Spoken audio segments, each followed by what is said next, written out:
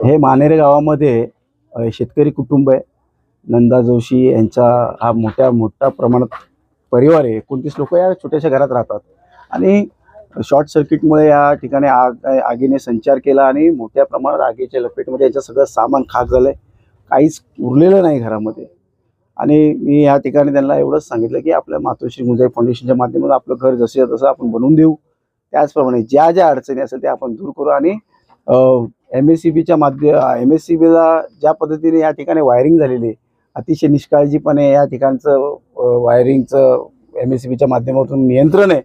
त्यांना चौकशी करणार त्यांच्या माध्यमातून. त्याचप्रमाणे तहसीलदाराच्या माध्यमातून यांची भरपाई कशी मिळेल ह्याचा पाठपुरावा करेल आणि ह्या परिवाराला एवढंच सांगेल की आपल्याला ज्या ज्या मदती लागेल त्या गुंजाई फाउंडेशनच्या माध्यमातून आपण करू. आणि एक एवढी मोठी दुर्घटना घडल्यानंतरही कोणी दगावलं नाही. त्यामुळे खरंच